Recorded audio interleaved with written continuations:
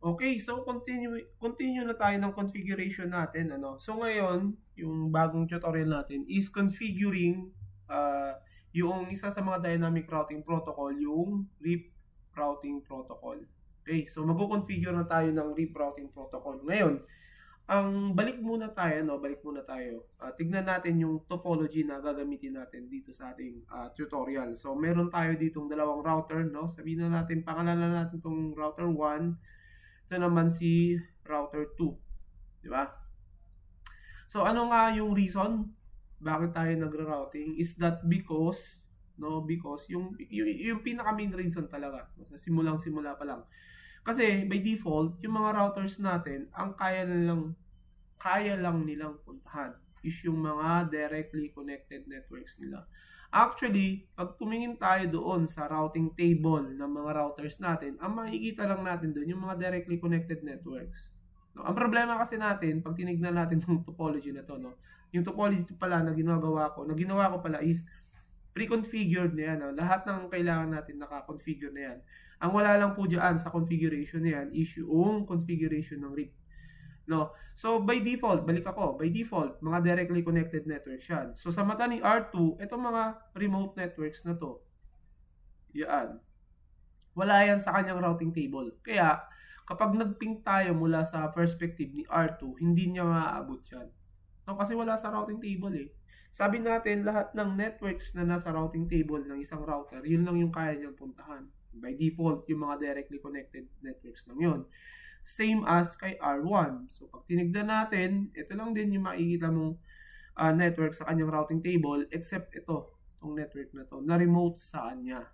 Diba? So, ang tanong, paano makakarating yan sa routing table ng mga routers natin? Diba? Nag-configure tayo nung una, static route, diba? Nag-configure tayo, nag-IP route tayo dyan.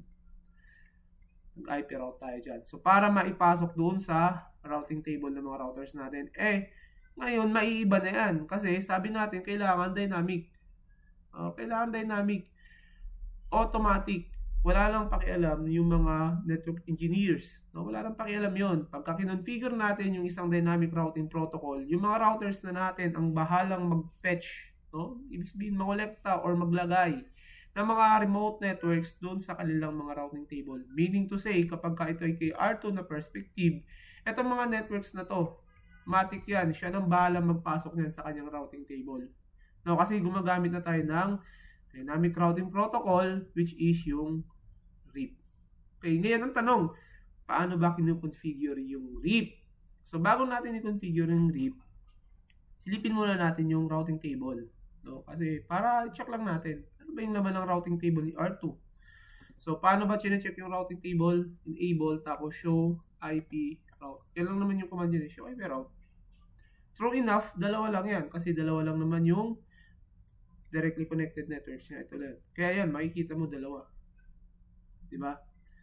So, silipin din natin yung routing table ni R1. Punta tayo dito kay R1. So, ano nga ang command? Show IP route. Ayan. So, pag tinignan natin, limang directly connected network yan. 1, 2, 3, 4, 5. So, makikita mo yan, 1, 2, 3, 4, 5. Diba? Yun yung laman ng kanilang routing table. Okay. So, ngayon, magko-configure tayo ng RIP routing protocol. RIP. Para ito, automatic mapasok dito sa kanyang routing table. So, para maging reachable yan. As well as, same as, doon naman kay R2, sa perspective ni R2, kailangan itong mga to may pasok sa kanyang routing table para maging reachable sa kanya yan. Okay, so kukonfigure natin yan. Ngayon, dito sa tutorial na to, is ituturo ko lang muna sa inyo, paano ba i-configure yung RIP? Ano ba yung mga tinatype natin para mag-run yung RIP routing protocol? Yun muna. No? And then sa next, pag-usapan natin, ano yung naging effect ng mga tinype na yun natin. Basta ngayon, ang objective natin, no, maipasok natin yung mga remote networks, no, kay R1 at kay R2. Nang hindi na tayo nagtatype at ang nagmamaniobra na o ang nagdadirect kung paano i-execute yan yung RIP routing protocol. Parang tao, no? Parang mukha ng tao. Anyway, so yun ha. So, ang tanong, paano ba kinoconfigure yung RIP routing protocol? So, ganito lang yan. Ganito lang yung configuration ng RIP routing protocol, no? Unang-una, kailangan nandun tayo sa global configuration mode, di ba? Global config mode ng router natin. So, pag napasok natin yan, unang itatype natin is router RIP. No? Next na itatype natin, after ng router RIP, sasabihin natin yung version. Version 2, gagamitin natin. Kasi, tandaan nyo na may RIP version 1, no? Tsaka may RIP version 2. So, gagamitin natin RIP version 2. Yung next command natin is no auto summary. No auto summary. And then, yung next na type natin is yung mga network command. Network command. Yung mga network command, ang inilalagay natin dito, no? Let's say, for example, ito yung configuration na to kay R2, sa perspective ni R2, ang itinatype dito sa network command, yung mga directly connected networks niya. So, ito, tsaka ito. So, pag tinype natin yan, 20.20.20.0. Tapos, network command ulit, 10.10.10.0. So, yun lang yung configuration natin kay R2. So, pag configuration natin kay R3, ito yung may ipapasok natin. No? So, itong mga command na to, router RIP, version 2, no auto summary, tapos yung mga network command na yan, didiscuss ko yan sa next video. Basta ngayon, tulad ng dating sinasabi ko, kailangan lang muna natin ma-configure yung RIP routing protocol, gumana siya, tumakbo siya, at magkaroon ng interconnectivity yung mga devices natin. Meaning na interconnectivity, ano yun? Reachable. No? Reachable. Lahat sila, no, nakakapag-ping o nakakapag-usap-usap dito sa kabilang network. Okay? So, configure na natin yung RIP routing protocol. Saan ba tayo mauna? Unahin natin si R2 kasi konti lang yung directly connected networks niya. Dalawa lang no? So, dito tayo kay R2. So, ang command, papasok tayo sa global configuration mode. Pagpasok natin sa global configuration mode, ang una, sabi natin router RIP. Then, next, yung version. Diba, sabi natin version 2. Next, no auto summary. Tapos next, network command. So, ano yung network command natin? Yung mga directly connected networks. Yung 10.10.10.0. Tsaka yung 20.20.20.0. Yun lang yun. Tapos na yung configuration natin. So, ngayon, tignan natin, no? Tignan natin yung output ng routing table ni R2. So, show IP routing natin. Anong naman ng routing table? Oh, wala pa rin nangyayari, ano? Wala pa rin nangyayari. Though nag-configure na tayo ng RIP routing protocol kay R2, active na yung RIP routing protocol. Kaya lang, dalawa pa rin, ano? Bakit? Kasi, kung tingnan natin sa topology, dito sa topology, isa pa lang naman yung active router na nagrarun ng RIP, si R2 pa lang naman. Sa R1, hindi pa natin kinu-configure, kaya given yan, ganyan pa rin ang itsura niyan. Now, para malaman natin kung nag-run o gumana yung ginawa natin configuration kay R2, para ma-check natin yan, show IP protocols. Pag nag-show IP protocols tayo dyan, may makikita tayong output. O, yung mga output na yun, i-discuss ko sa inyo. Pero ito lang muna. Alamin nyo. Yan. Routing protocol is RIP. Ibig sabihin, magana yung RIP routing protocol natin kay R2. No, routing protocol is RIP. Gumagana siya. Okay? So, ngayon, since natapos na tayo kay R2, punta tayo kay R1. Configure natin si R1. So, ganun din. Configure terminal tayo. Sabi natin router RIP version 2. Diba? No auto summary. Tapos network command. Ano yung network command natin? Yung mga directly connected network 192.168.10.0. Di ba? Tapos yung isa 192.168.10.32 networks. Tapos yung isa, di ba, hindi na siya 192, 193.10.10.0. Di ba? Tapos Yung isa, yun, 194. Diba? 194.10.10.0. Tapos yung last is yung network na 10.10. 10.10.10.0. Oh, ito yung network na yan. Yung 10.10.10.0 na yan. Ito yan. Okay. So ngayon, tignan natin kung nag-activate yung rerouting protocols kay R1. So ano nga yung command? Show IP protocols. Ayun. Diba? Sabi ko, hanapin lang natin yan. Routing protocol is RIP. Okay. So ngayon, ang next na gagawin natin, tignan natin ano na itsura ng routing protocol, ng routing table ni R1. Diba? Tignan natin si R1. Ano ang itsura ng routing table niya? So, show IP route tayo. Ayun. So, meron pa rin, obvious, meron pa rin tayong mga directly connected networks. Ito pa rin yan. Yan. Pero meron na nadagdag. Ito, R. No, pag tumingin tayo dito sa codes, no, yung R is RIP routes. RIP learned routes. At yung routes na yon, kung makikita nyo, 20.20.20.0. Diba? Ito yun, no? Pumasok na sa routing table ni R1. Okay, di ba? Hindi na tayo nag-configure. Biglang nagkaroon ng routing ng routes sa 20.20.20.0 si R1. No, nag-configure lang tayo ng RIP. Ngayon, tignan naman natin si R2. Ano ba ang itsura ng routing table ni R2? R2 tayo, dun tayo kay R2.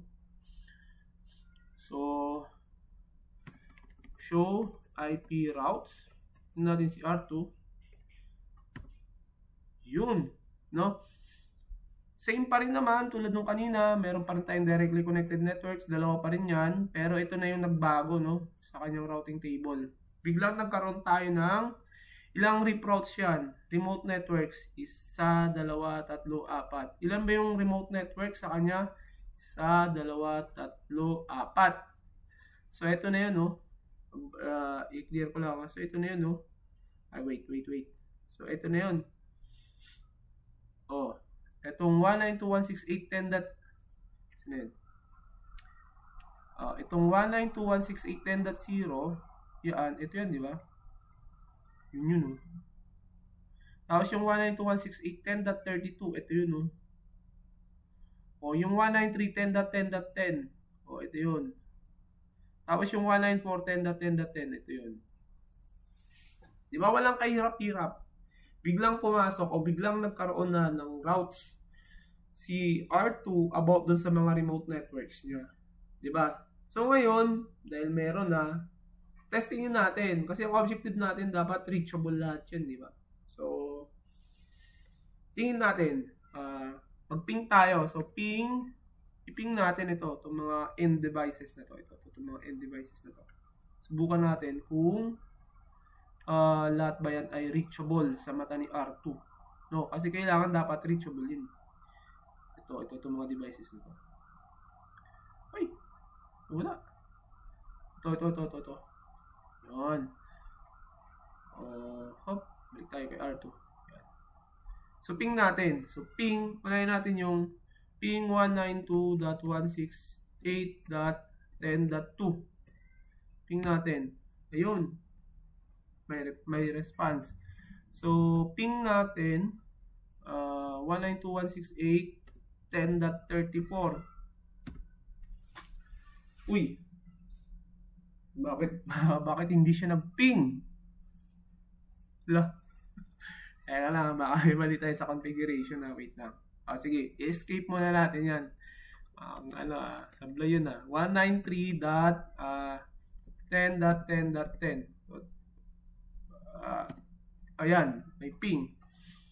Tapos, ping din natin yung isa, yung 194. No? Pang may sablay tayo dun sa isa, no? So, ping natin, okay, goods. Ibig sabihin itong mga, itong mga network na to, reachable, no? Iban lang dito, ano kaya nangyari? So, tignan natin, Teka lang, baka nagloloko lang to si R2, Pabebe ba? So, show IP route. Troubleshoot natin, show IP route. Tingin tayo. So, yung 192.168.10.32 network. 192.168.10.32 network. Ayan, reachable siya. Wait. Try natin. Okay, ayan, reachable siya, no? 192.168.10.32. Ito yun. Reachable. So, ping natin yung tingnan natin yung dito. Please bear with me. Habang tino-troubleshoot natin to. So, tingnan natin ano ba yung IP address nung pass Ethernet 01 niya. So, yung pass Ethernet 01 niya, hanapin natin yun. 01. Ito yun eh. Network. Tapos, ito yung interface address. .33. So, punta tayo dito kay R2. Ping natin yung ping 192.168.10.33. Ping natin. Ayun, nagre-response. Kaya lang pagdating kay 34, ayun, hindi siya nagre-response, ano? So, ibig sabihin, mula kay R2, ay, shucks, lang. Naloko na. Mula kay R2, papunta dito sa interface na to, pasok eh. Nagkakaroon ng interconnectivity. Kaya lang pagdating dito, wala. So, ang next na titignan natin, pag mga ganyan, no? Pag mga ganyan, mga nasa config lang yan eh. So, tignan natin tong PC. Tignan natin yung IP configuration niya. So, IP address niya 192.168.10.34. Tama naman. /27.224. Gateway. Ayun. May mali tayo sa default gateway. Okay. Kasi, hindi ko ito napansin kanina. Dapat ang default gateway niya 192.168.10.33. Oo. 10.33 hindi .35. Dapat 10.33 yan. O, yan yung default gateway kasi 10.33 hindi to 35. May 35 nga pala. So, nasa na yun? Ballpen. O, ito dapat ito 10.33 yan eh. .33 hindi .35. So, ngayon pinalitan na natin, di ba? Napalitan ko na ng 33. O, ganyan mag-troubleshoot Ayan yung default gateway. O, ganyan mag-troubleshoot pagka nagko-configure. Though, tama naman yung mga configuration natin. Kaya lang, minsan doon sa configuration ng mga host devices natin, nagkakaroon ng problema. Yan yung classic example ng ginawa ko. So, tingnan natin ulit. Tingnan natin kung gagana na. 192.168.10.34. Okay, gumana na. 'Di ba? Gumana na siya. Okay? Anong nangyari doon? Ang nangyari kasi, tama naman yung configuration natin eh. Sa tama naman. Kaya lang ang naging problema lang kasi yung default gateway nito. 'Di ba? Sabi natin default gateway yan yung labasan ng mga data packets natin doon sa mga network na hindi natin alam, 'di ba? Pagka hindi natin alam, ipapadala natin sa default gateway natin. Kaya lang nangyari 10.35 yung nailagay kong default gateway niya, 35. Hindi naman yun ang default gateway. Ang default gateway niya is 33. Kaya nung nagsisend, nakakarating sa kanya yung ping packet. Kaya lang pag reply, hindi naman yan ipadala sa 10.33 sa 10.35, which is mali yung address. Okay, kaya hindi siya nagpiping. Pero nung pinalitan natin yung default gateway to 33, ayun, nagping na siya. O, ayan So, yan yung live na natin. Sa configuration, may nakikita tayong mali. So, okay, balik na tayo sa usapan. So, show IP route. So, naka R2 tayo. So, pwede rin natin paiksiin yung show IP route natin kasi medyo madami yung output. So, kung gusto natin yung rip routes lang, ayan lang. Show IP route, rip. Pagka ganyan ang tinype natin, ay ipapakita na lang routing table. Ang laman lang is yung mga learned routes. Okay? So, yung mga paliwanag dito sa routing table, tapos ano pa ba yun? Show IP protocols, no? Show IP protocols, tapos yung mga tinype natin, pag-configure, di ba? Router rip, tapos yung version, no, tapos yung network command, tsaka yung no auto summary. Papaliwanag ko yan sa inyo sa next na tutorial. Kasi magandang ano yan eh, magandang usapin yan eh, magandang usapan yan dyan. Pagdating dyan sa ano, sa mga yon. No, so dito nakuha natin yung objective natin, ano, na ilagay natin yung mga remote networks sa mata ni R2. Ito kasi si R2, si R1, no. Sa mata ni R2 na ipasok natin sa kanya yung mga remote networks sa kanyang routing table. Kaya nga nung nagpiping si R2 papunta dyan sa mga remote network na yan, reachable na siya. And then si R1 pala, ay hindi tayo nag-try mag-ping kay R1 papunta dito, ano. So ping natin. One last chance. O dito tayo dito sa nagka-problema. Yon. So ping natin eh. Wait lang. Yan, ping natin 20.20.20.1. Dapat may reply yun. 20.20.1. Ako baka hindi ayun. Pinapakaba ko na ito ah. Ayun. Okay, so interconnected na yung mga devices natin sa network. So ganun lang yung configuration ng RIP routing protocol. Simple lang, no? Kapag ka mga dynamic routing protocol, yung configuration is simple. Kaya lang marami kang kukuning pag-aaralang theory. So sa susunod na lecture natin, pag-aaralan natin yung mga sinasabi ko sa inyo, yung i-check natin yung routing table, di ba? Yung routing table, yung show IP protocol,